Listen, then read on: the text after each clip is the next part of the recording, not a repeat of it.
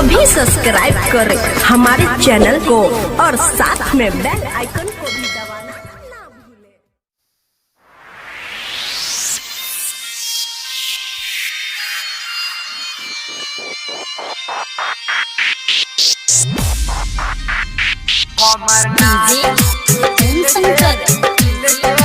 आप सुन रहे हैं दीपक म्यूजिक एंटरटेनमेंट की प्रस्तुति।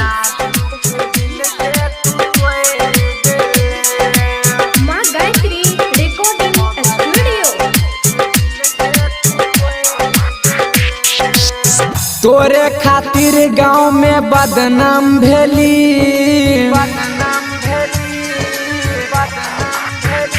गे, तोरे खातिर गांव में बदनाम भेली। हमर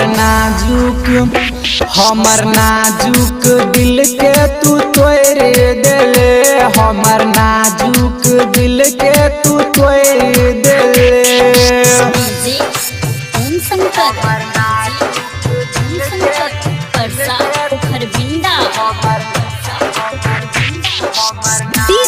दीपक तोरा खातिर हम की न केलियो, जान से ज्यादा हम तोरा चाहलियो। गे तोरा खातिर हम की न केलियो, जान से ज्यादा हम तोरा चाहलियो।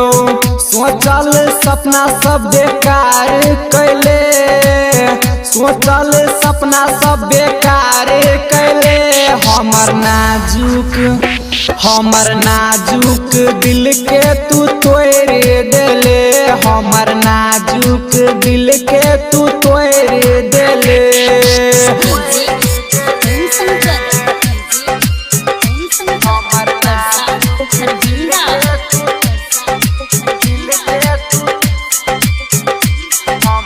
क्या नाम है आपका?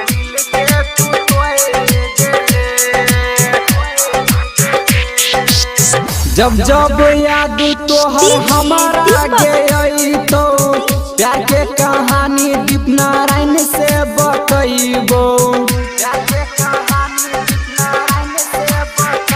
गे जब जब याद तोहर हमारा गई तो प्यार के कहानी दीप नारायण से बतैबो। एक पल में तू बेवफा भ गेले, एक पल में तू बेवफा भ गेले।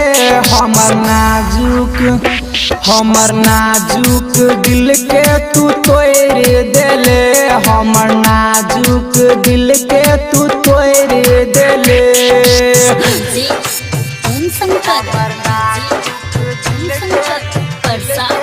अभी आप सुन रहे हैं सावरिया म्यूजिक। दीपक साथी ने केकरो से प्यार करबियो, नहीं तो धंधा जे हम दिन रात कानबियो।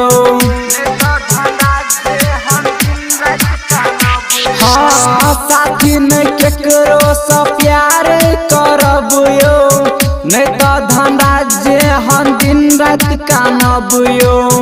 असली चेहरा तो पन देखा देले, असली चेहरा कहाँ घर है?